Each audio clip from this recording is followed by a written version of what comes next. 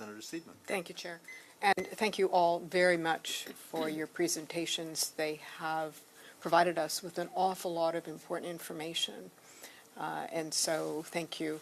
I think I'd like to pursue the point that the Chair began with. And I'd like to ask you, Mr. Thiffault, about what you refer to as the clinical role as opposed to the economics of it. So it's clear from the poll that you cited, the survey that you cited, that more than half of Canadians want to see medical cannabis distributed through a pharmacy, and that Quebecers are particularly concerned about mail distribution. So I'd really appreciate it if you tell us a little bit more about what the problems are with mail distribution in Quebec, why people are unhappy with that. I mean, clearly the pharmacist's role is, I understand as a Quebecer that the pharmacist's role is patient-centered. And in fact, this committee did a study on the pharmaceuticals in Canada. It was a 3-year study, and we looked at unintended consequences and the problems around polypharmacy, frankly, and the role of overprescribing. And we did talk with pharmacists who really have an information system, collect the data, are very patient-centered, and very often are the only ones who know the number of medications that a patient takes. So if you could give me some information about the Quebec situation and how you see the role of pharmacists here, and specifically if you could tell us a little bit about the importance of the supply chain in the pharmacy and how that would provide a secure supply chain for cannabis, which, by the way, we've heard about here as a very important issue. I know that's a lot, but that's all right. If you allow me, I'll go on in French, because just to make sure I'm... We talk a lot about access to cannabis. We don't talk much about ensuring that the patient receives the right product, that the dosages are well controlled. We just talk about access. It's an economic, a financial issue, access to the product. The present system appears, to my mind, to pose a conflict of interest problem. The producer will sell directly to the patient. We're not accepting the idea that a pharmacy would sell the product to the patient with a prescription. So a neutral intervener overseen by a professional association to ensure that the dosages are appropriate. It might be to some extent complacent. We're talking here about prescriptions, but I think there's a role for pharmacists here. We're talking about access. There are clinics that are funded by cannabis producers in order for patients to obtain prescriptions. And this gives rise to questions, in my mind, with regard to Quebec. I think people are sensitive to this perception of a conflict of interest. There are costs that are on the rise. They're exploding. Consumption is on the rise. The number of patients is increasing. We saw this with veterans. The budget for their care has exploded. Do all these patients need cannabis? I can't say so, but they all need clinical care with opiates or other products. When they're suffering, when they're in pain. You're talking about the supply chain. Yes, it is something that the pharmaceutical system could allow for. In Quebec, the system that was chosen for the recreational side, well, it's Quebec society that will set up a closed shop, so to speak, a closed circuit. If we allow the exclusive sale of medicinal marijuana in pharmacies in Quebec, those are the only two networks that could sell cannabis online for the recreational stream. So these are two closed streams. In pharmacies, we receive narcotics, methadone, very controlled substances with a controlled chain all the way from the producer to the pharmacy. And it's not a permeable system. With regard to the quality of the supply, I think that we've closed a lot of doors, resolved a lot of issues. We've injected transparency in the system. A professional association will ensure that scientific practices will be respected. that science will move forward, because what we're suggesting in our field of endeavor is that all patients who receive therapeutic cannabis be participants in controlled experimental programs. Pharmacists are properly tooled. We want prescriptions to be well established. And cannabis, as my colleague said, can reduce the consumption of opiates and other drugs. But there must be professional supervision. There can be issues for patients whose medication with antidepressants, for example, is suddenly halted. So we might see a controlled reduction in the consumption of other products thanks to cannabis. At 5 minutes, each senator has 5 minutes, and that includes the answer. And so short questions and short answers, you can get in more questions and more answers. So the next 5-minute period belongs to Senator Manning. Thank you, Mr. Chair, and thank you to our witnesses. To Mr. Thiffault, in your remarks, you mentioned the fact of, I guess, the effort to end mail-order distribution.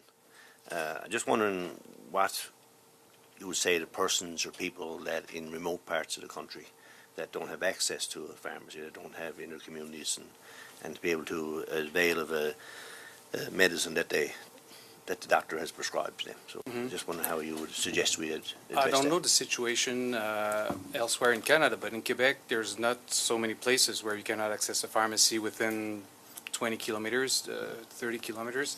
And we have deliveries, we have people need regular prescription drugs, so they can get cannabis access through the actual system. So there's a way to bring medications to faraway regions. I'm sure there's a way to bring cannabis also with the regular actual system. And the mail order, we know who's signing the reception of the product, but who's using it?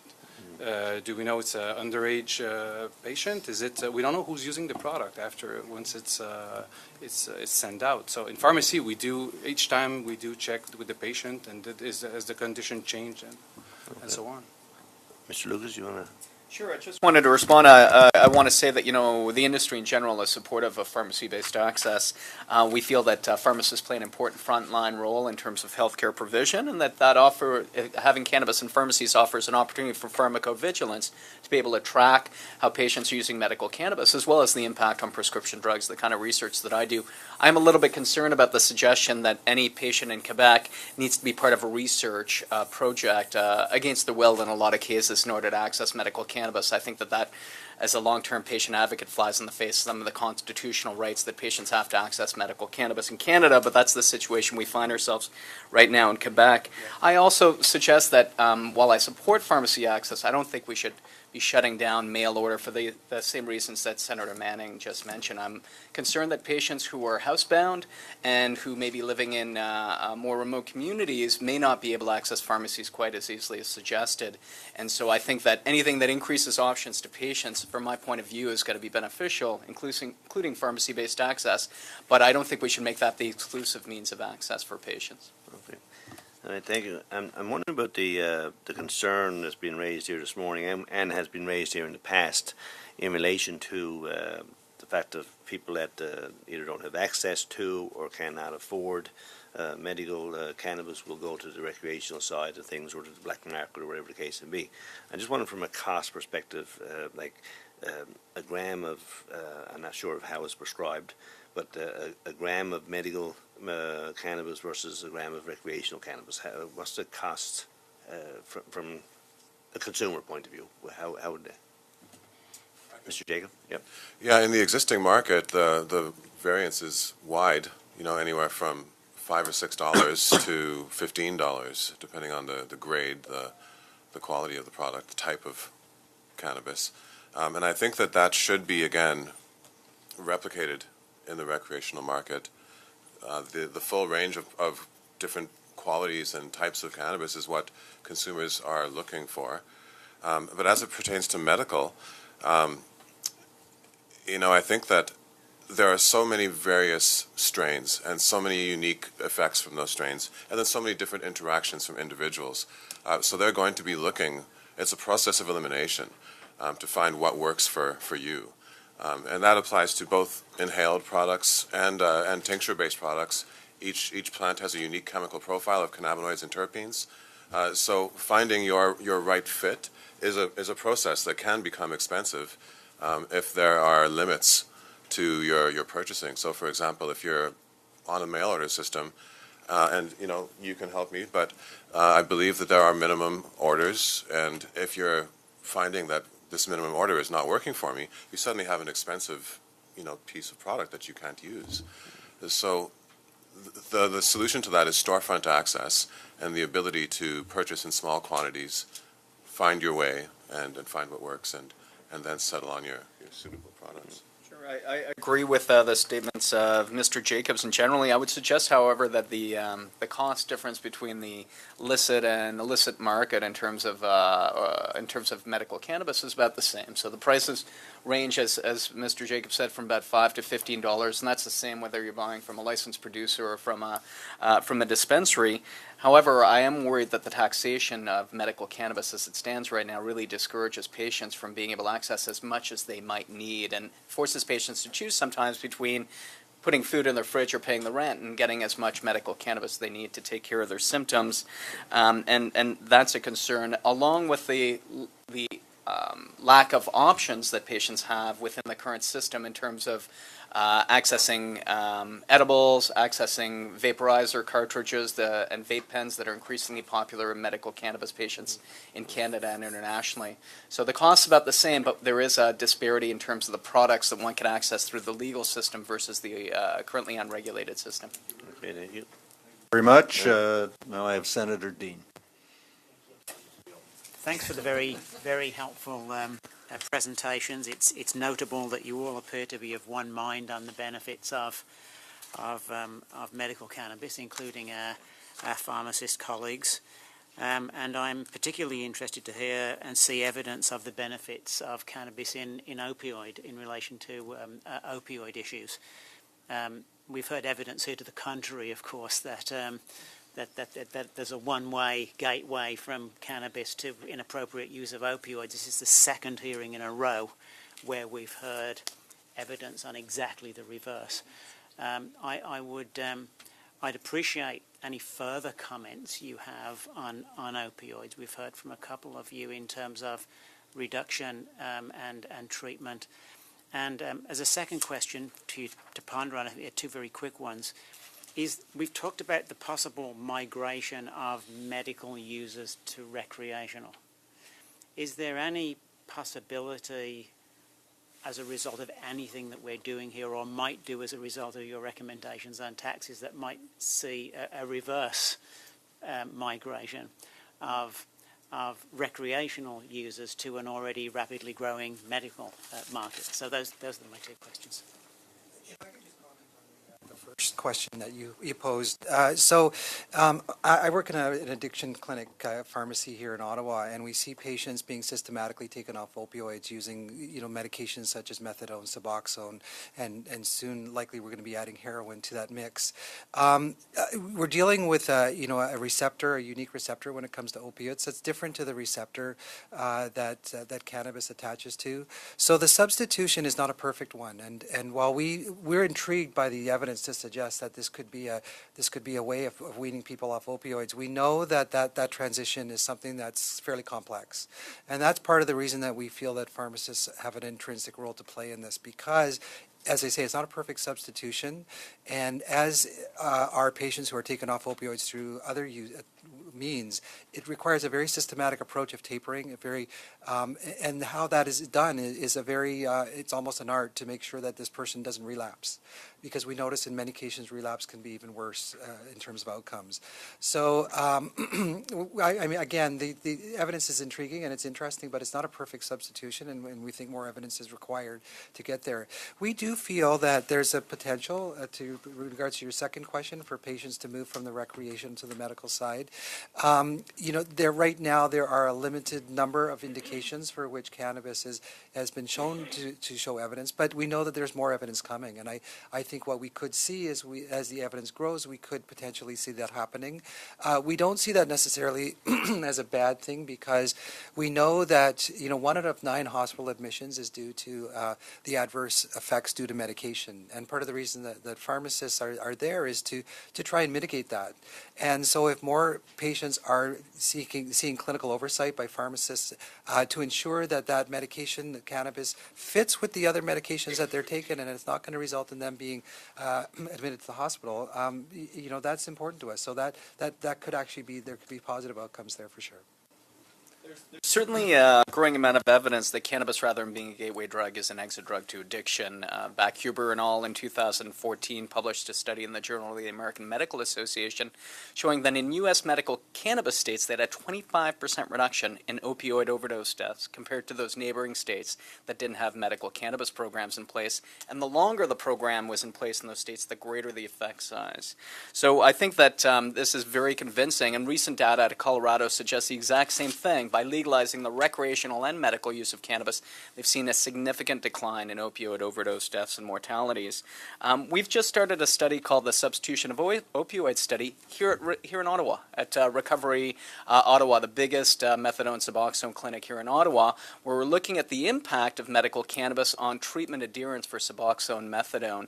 We think that preliminary data suggests that patients who are looking to get off opioids are very vulnerable when they start methadone Suboxone treatment, and if they fail out, they're at the biggest risk of overdose at that point. So if cannabis can help keep those patients on those treatments by reducing some of the withdrawal and some of the cravings associated with that, we think that could actually save lives. So we're looking forward to sharing that data with you once that comes on board. I do want to say that, and I agree with however the Pharmacists Association, that this substitution for opioids needs to be done in a very deliberate and systematic manner, and it's in many ways right now it's being done in an ad hoc manner. We can improve public health by making this a public health strategy. Right now, medical cannabis is a third line of treatment for chronic pain, and opioids is the second line of treatment. So if we follow those treatment guidelines, you have to fail out of opioid treatment before you'd consider cannabis treatment. And we need to modernize those guidelines to make cannabis on par, at least as a second-line treatment option. In regards to the transferring of patients from recreational and medical, we have a high standard right now, and it's a high bar for patients to get in our medical cannabis program. We have 300,000 Canadians currently registered in our federal program, but according to surveys, about 1 million Canadians claim to be using cannabis for medical purposes. So 2/3 of those patients are not part of our program right now. I don't think we're going to see a mass migration just for a minor cost savings into the medical program from the recreational, when it's going to be so much easier to access recreational cannabis ultimately in Canada.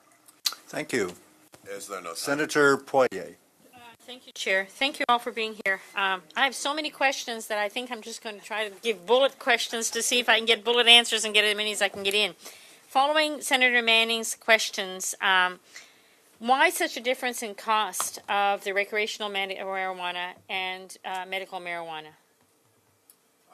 As Philippe was saying, the costs do line up, but why such a difference from top to low end? Is that more to the point?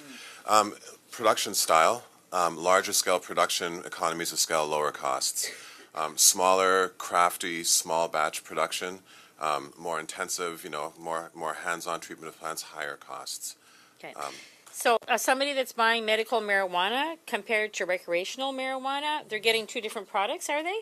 Because both types of products exist in both worlds. It's really the same products for both worlds. So if they can get it so much cheaper at the recreational side, why would they go to the medical place to get it, other than wanting the confidentiality and the health being monitored by a doctor and by pharmacists that know how to guide them, I guess, through their medical process of needing the marijuana? Would that be the only advantage?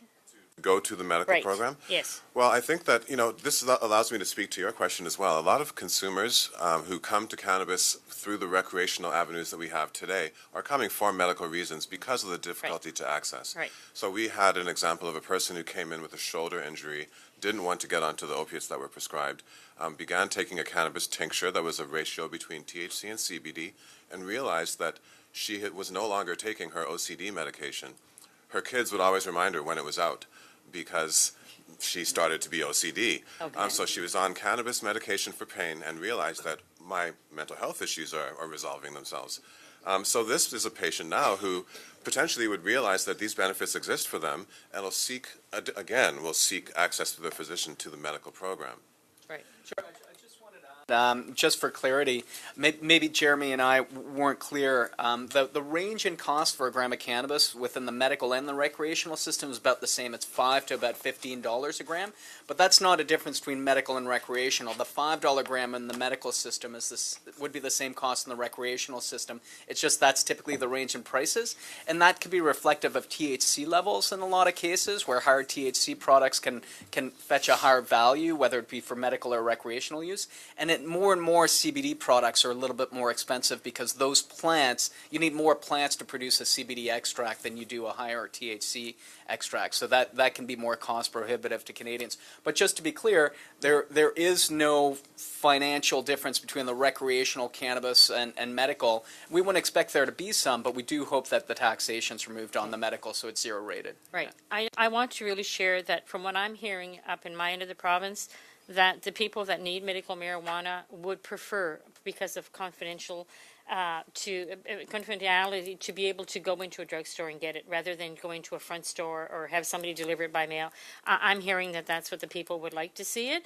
And I understand also that, Mr. Lucas, that you have recently, there's a recent deal with your company signing up with Shoppers Drug Mart, from my understanding, to supply their brand medical cannabis, which is conditional to being approval of the pharmacy distribution, able to distribute the medical marijuana.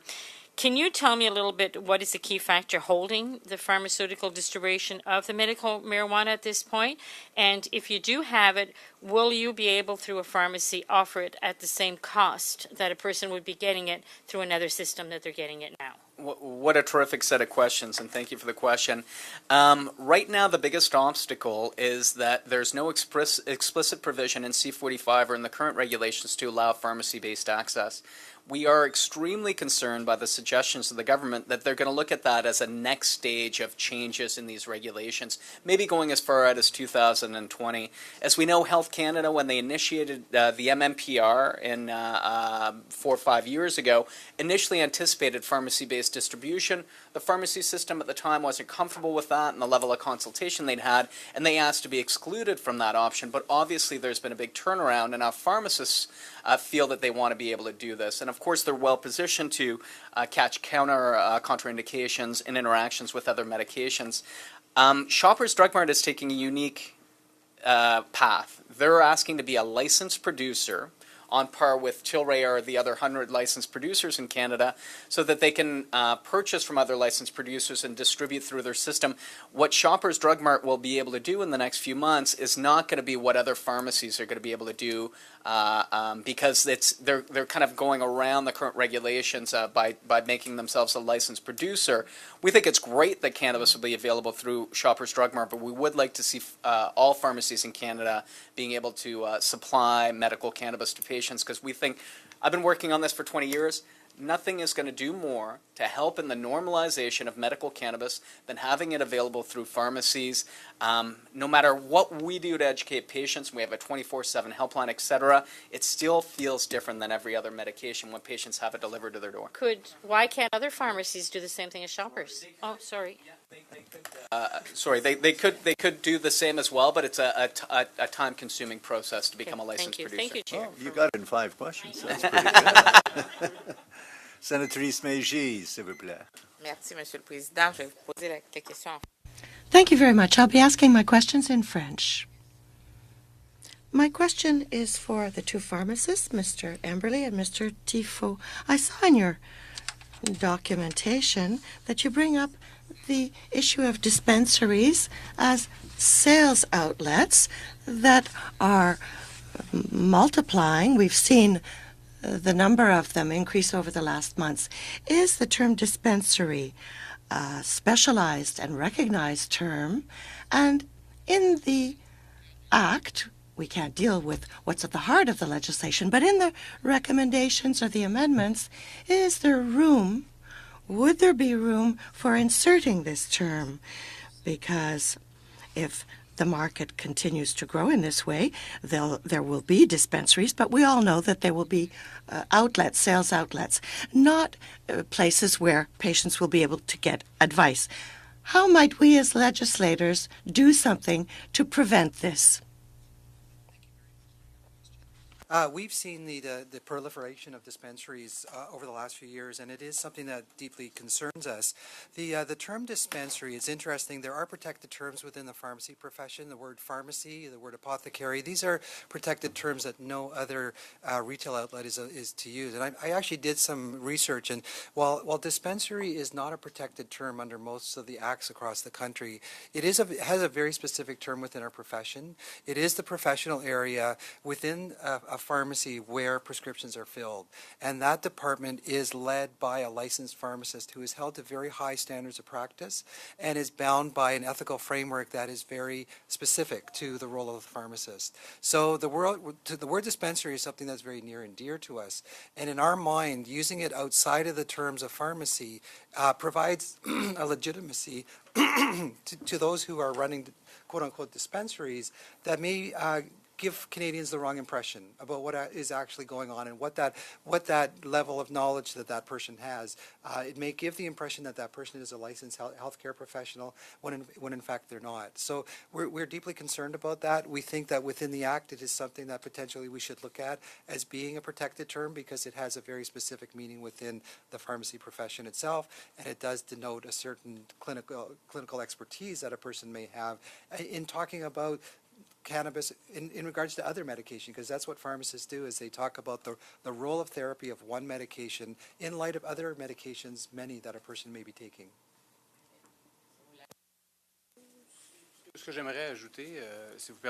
What I would like to add, if you'll allow me, is, and I agree with my colleague with regard to the use of the term dispensary, but there should be minimal training for employees in dispensaries or sales outlets. If we're suggesting a product for insomnia, the first question is, do you take any medication? If the answer is yes, go and get an official opinion, a medical opinion from a pharmacist to ensure that the product is right for you. That should be the minimum. We should be able to raise a red flag if there's a problem and say, no, it won't suit you. The patient must know what level of service will be available. Do I have any time for another question? Yes. A question for Mr. Lucan. I understood that you didn't quite agree with plain packaging. Did I understand correctly? Yes, you did, indeed. So plain packaging shouldn't be a problem if we ensure that the quantity, the number of grams, and the percentage of THC is on the label so that the person who purchases this product knows what he or she is buying. If that information is on the label, would that be sufficient? Unfortunately, research suggests that it isn't enough, that drugs that have names that resemble each other, and we talk about THC, CBD, cannabidiols. Well, those are the terms. THC and CBD are letters, 3 letters that most people aren't very familiar with. So there's a concern. What we find is that there are patients who use high-level CBD products during the day and high THC products at night to sleep better, etc. They want to be alert during the day and sleep at night. But it can be dangerous to mix these products up if the person is going to be working, driving a vehicle, and if he or she accidentally takes high THC content products. So we use different colors to differentiate between the grades to ensure that this type of slip-up or mix doesn't occur. But we won't be able to make those distinctions on packaging. And this could be risky for patients. And my concern is that we've been doing this at Tilray and elsewhere in Canada for 5 years. We're not the only company doing this, and we haven't had an issue. So why are we going to change this now for medical cannabis? For the recreational market, it's different. But the 545 rules wouldn't allow us to do what we want to do, and the medical marijuana market is working the way it should. Well, patients will use the product as they wish. If we regulate the product for one market, well, automatically the product sold in the other market will evolve. Well, the products are very different. What I mean with regard to both streams is that I don't think we'll see high content CBD in the recreational stream. People want to be high, that's why they buy the product. So the THC products will be dominant in the recreational market, but in the medical market, we'll see higher levels CBD products. And this could be confusing for patients. I make presentations to the public all the time, and people don't really understand the distinction between the two products. We move on. The packaging arrangement now is a different regime from what is being proposed in C45. And what you're saying is you'd like the current packaging regime to be maintained for medical cannabis. That's absolutely all we're saying. We're saying that we feel that the current system has not caused any problems. There's no reported problems with the current system. We're not allowed heavy branding, but we are allowed product differentiation using color, metric agents and otherwise that aren't going to be allowed under C45. We just feel that as medical cannabis becomes more and more like every other traditional pharmaceutical drug, we should be held to those standards, which we completely agree with, but not the same concerns and public health concerns that are addressed in C45. Okay. Senator Almadbar. And thank you all of you for being here. I'll try and get in 3 questions quickly with 3 quick answers.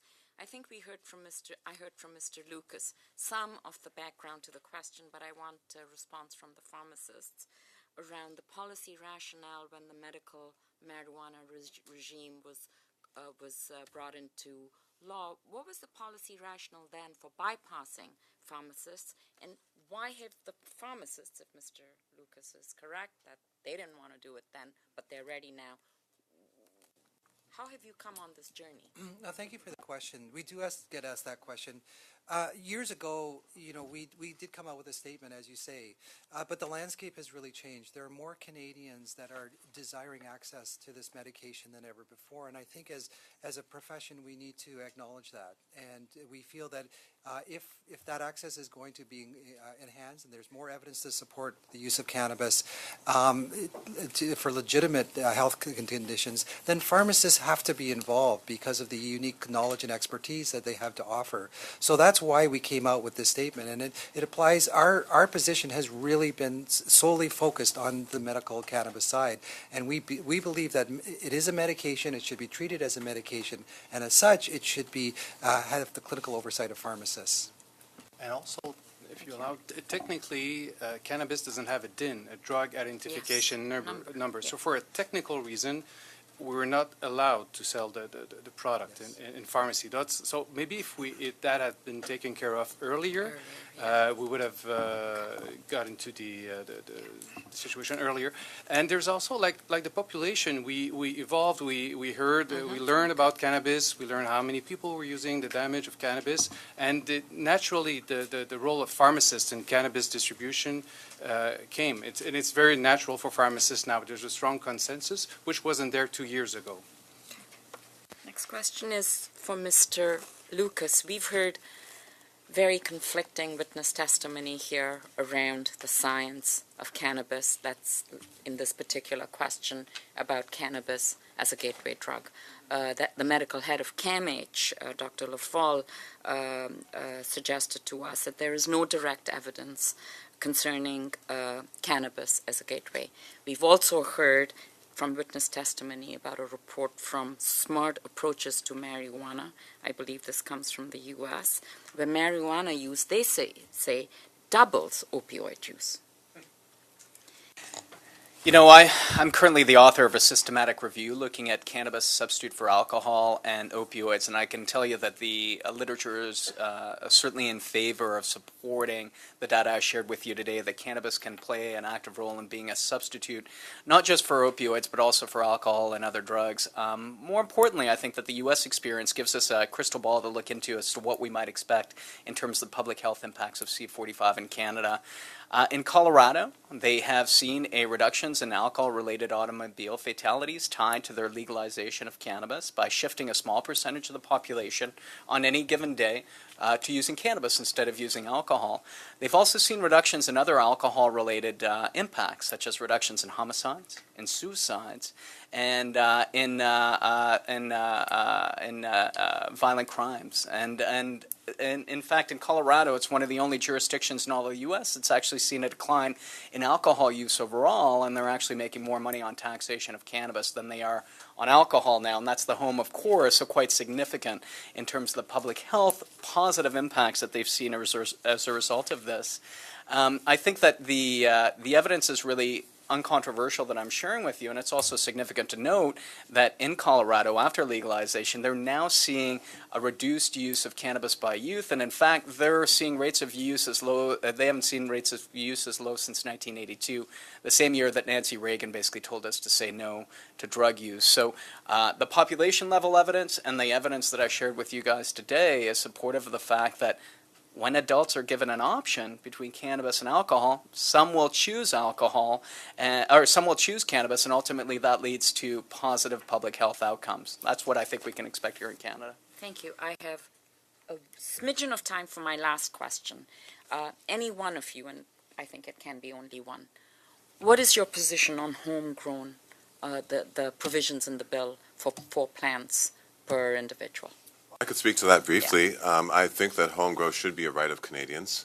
It's a plant, it's a non-toxic plant that has been in our toolbox as human beings for 7,000 years of recorded history. So this 95-year blip of prohibition shouldn't result in these freedoms not being restored to Canadians. I know that there are many people who would like to not simply grow cannabis, but there are complementary herbs that are anti-inflammatory, and there's a resurgence in plant medicine, and cannabis is a key part of that. I see Mr. Thiffault shaking There might his be a head. different view over there, but we've run out of time. Yes, we'll put you down for the second round. Senator McCallum. Thank you for your presentations. My comment and question will be going to the pharmacists. I had not really looked at the word medical marijuana, and it didn't hit me that if it is used for medical purposes, that there should be an oversight body for this.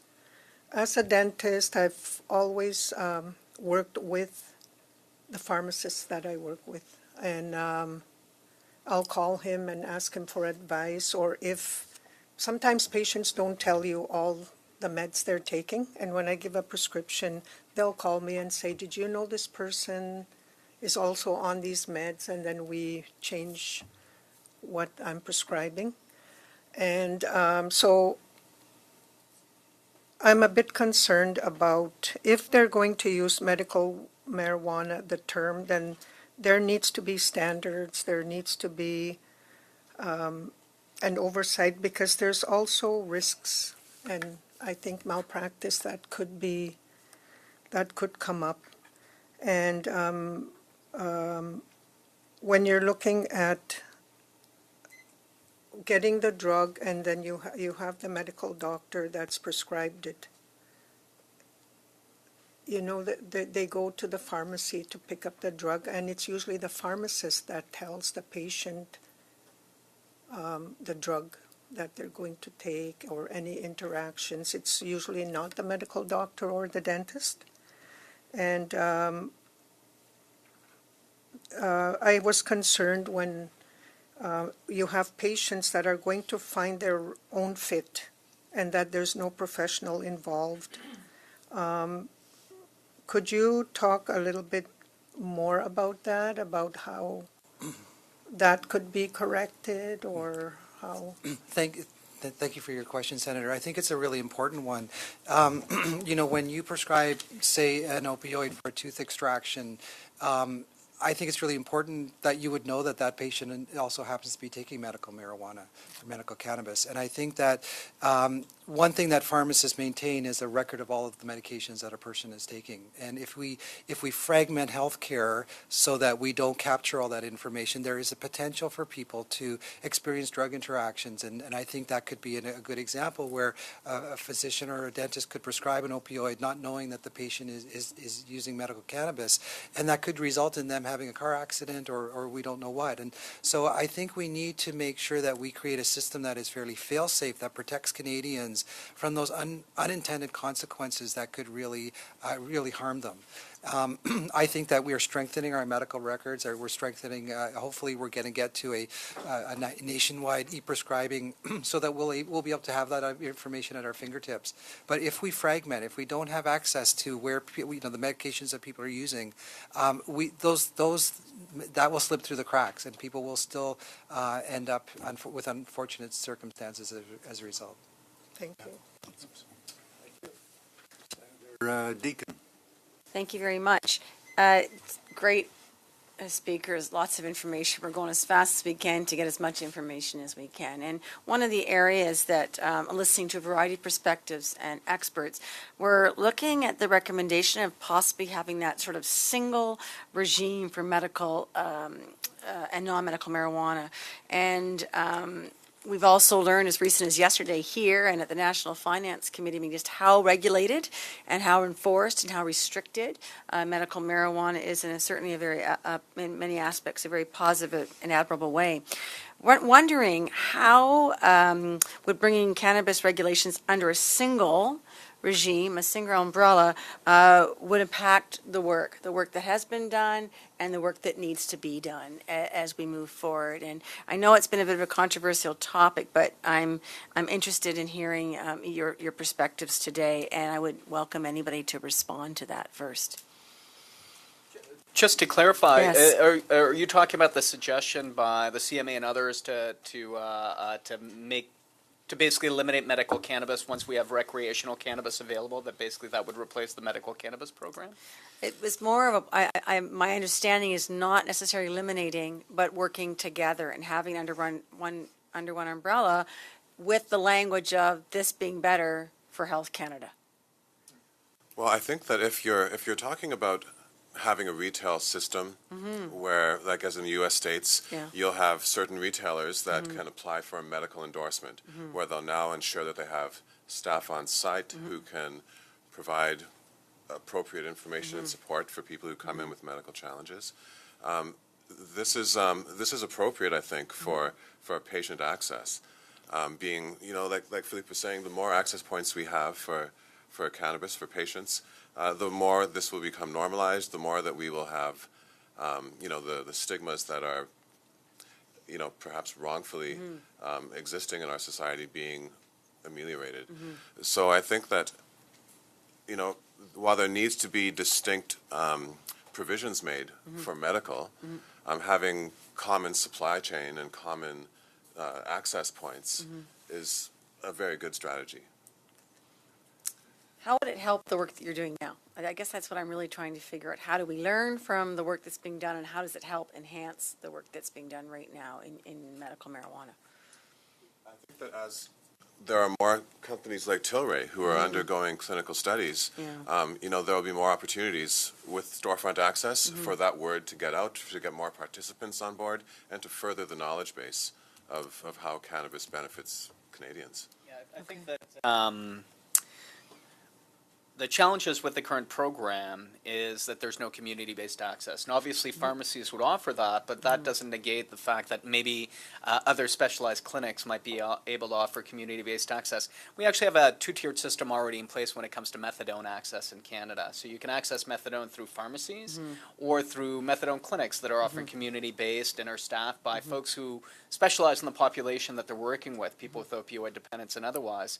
So a similar system for medical cannabis cannabis could be effective as well. But I do think that ultimately the idea of community-based access for patients to be able to access and talk to someone with a healthcare background to be able to identify interactions, drug interactions, and contraindications is incredibly important. And I really worry about any suggestion that patients can just get access to the cannabis they need through the recreational system. I think the goals of those recreational outlets, whether it be through LCBO in Ontario or otherwise, are going to be, potentially public health centered, and I honestly believe that, but they're not medicinal therapeutic, and I think that that's a really significant differentiation. Okay, thank you. I hear, I'll go in French if you don't mind. J'entends beaucoup améliorer l'accès. I've heard a lot about improving access, but never do we talk about supervision, about following up with the patient, making sure that as with any treatment, we want the right product at the right dosage for the right indication so that we have quick and safe effects for the patient at reasonable cost. And very seldom do we speak of this. We always talk about access, but an access without a framework is a slippery slope. If there are no clarifications from here on in on what should be medical and what should be recreational, all that will be created is more confusion. We'll only be figuring out if this is financially viable rather than medically safe, and clinical research will be able to show us how safe this will be or not. It would be an error to make the medical side more banal. We need to strengthen the medical side of this to make sure that there is a continued optimal therapeutic follow-up. Sorry. That brings us to the end of round one. I can put you down, Senator, for round two. I've got Senator Seidman and Senator Ahmedvar so far, although we've only got 10 minutes. So, Senator Seidman. Thank you. Two. Do you want to go down, Senator Deacon? No. Yes. No. Do you want to go down on the list? I'll put you down. I'm not calling you yet. All right. Okay, I think All we'll right. need to keep it a little tighter Right. then if we got three people. So Senator Seidman. Okay, thanks. And I have actually two very to-the-point questions, so I hope to get to-the-point answers. One has to do just with continuing this line of discussion about maintaining two different streams, medical marijuana and recreational marijuana. And I want to be clear on the answer to that because it has become a question. It has become an issue. There's a lot of complaints about, waiting more than a year, as expressed by Mr. Luca, to reevaluate the system, medical marijuana system. So I want to know clearly, do you think there should be a medical marijuana system maintained as a separate system from the recreational system? So I strongly support that, yes. Yeah. Supported that. Okay, perfect. I just want to be clear for the record on that. Yeah, I believe that while there should be special provisions for medical patients, common access points, as we see in other jurisdictions, is going to be a benefit for those patients. Okay. Community access. Okay, thanks. That's access. That's different, as Mr. Thiffault referred to from, okay, great. Understood. The other question has to do with the Health Canada drug identification number, and it was referred to in discussion here. And I would just like to hear something about what is actually happening around that, because there was a plan with Health Canada to secure a DIN number for medical cannabis. So could someone please tell me about that? Sure, I'm happy to tackle that, and I'll be as brief as possible. Health Canada has announced what they've called an accelerated program to create DINs for cannabis. I want to be clear that there'll likely never be a blanket DIN for cannabis, which is thousands of different plants with different cannabinoid ratios. But we're eager to find out more about that. We still haven't. I've got a meeting with Health Canada as part of our industry association meeting on Monday and hope to hear more about that. What I can tell you is that there is a pathway to a DIN, which is through the traditional clinical trial system. Tilray is engaged in 4 phase 2 trials right now, and once they get to phase 3, which is expensive and time consuming, theoretically a DIN could be issued for specific preparations for specific indications. So it's daunting for many companies to take this on, and it's not addressing the patient need right now. The last thing I just want to say on that matter is that DIN should not be a reason for cannabis to not make its way into pharmacies. Pharmacists regularly dispense products that don't have a DIN. Compounding pharmacies create DINs as they compound products as well. And at Tilray, we've actually created pseudo-DINs to help pharmacies and insurance providers track what specific products their patients are using as well. So we're doing our best to try and address the DIN issue. Great. And would the pharmacist have something to say about that as well? Well, a DIN would allow the product to be put into the provincial Right. file or the patient file. So any practitioner would see that the patient is receiving cannabis. So security-wise, it would be Security, better. yeah. Okay, great. Okay, thanks. These have a policy of only covering medications with Right. DINs, so that's another point I think that's important to raise. Yeah, for the insurance coverage. Okay, perfect. Thank you. Thank you. Senator Ahmedbar. My question is to Mr. Thiffault. What's your point of view on the 4 plants for private homegrown use? Well, my concern is that if we allow that for medicinal reasons, we don't know what the person is growing. How can we treat disease with a plant that we don't know how much THC, how much CBD? So that's the first, the clinical part. But the other part is that what is allowed, 4 plants per person is more than the individual need as cannabis. So what happens with the rest of the plant that is produced? Would it be sold to France? So there's an alternate market from homegrown, which is not used by the patient. So that's the second concern we do have. So we support the Quebec's position on that, so to forbid homegrown. To clarify here, isn't it, it's 4 per household? Per in household, CB, yeah, sorry, per 45. Yeah, I think that when it comes to medical use, this has been established through the Constitution. Patients have a right to produce their own, so I don't see us relitigating that issue. So for medical use, patients have an application process through Health Canada they can go through. It's certainly more strict than what we anticipate to see under the recreational system, and I don't see Health Canada successfully removing that right through the courts as it stands. When it comes to recreational use, I think that, I produce my own tomatoes, and I'm an avid organic gardener. And if recreational users want to produce their own cannabis, I'm convinced they can do so safely and without increasing the risk to communities, to their neighbors, or otherwise. So I don't have any real concern in regards to that. Most people simply will not choose to do so. All Canadian patients have a right to do so. Very few choose to do so. When it comes to recreational use, all Canadians can produce their own beer and wine. Most choose not to do so, so I don't anticipate it's going to be a major issue. Just quickly on that, we don't have a position on it, but we are concerned about children. And if homegrown increases the chances that a child may accidentally ingest this, it is a concern of ours, and we have expressed that. But you have to smoke it to, Yeah. you have to put it, you have Yes. to, I mean, it has no effect if you just eat it. So I wonder if that concern is a little overblown. I have difficulty getting my 9-year-old to eat vegetables, so certainly she would not be tempted to eat any of the household plants or plants around the house. She does nibble around at our garden because she knows the difference between what you can eat and what you can't eat, what's edible and what's not. So I don't share those same concerns. We all, I don't want to ask a show of hands. We all have liquor cabinets at home. There's no safety provisions on a bottle of vodka. I'm far more concerned about my 9-year-old as she grows older getting access to that than plants I might be growing in the backyard. And the bottle of vodka does not have plain labels. Exactly. Senator Deacon. Distracted. Thank you. A question for you, Mr. Lucas. You talked earlier and in your report, with great thanks, about this society, a compassionate society on Vancouver Island with 2,000 or 3,000 members, and that it's been around for a long time. I'm trying to understand, first of all, that and what that makeup of that group is, generally speaking, in a profile, if you could generalize, and if there are others that you know of across the country of that kind of size. And then as we look at legalizing cannabis, how would they be impacted?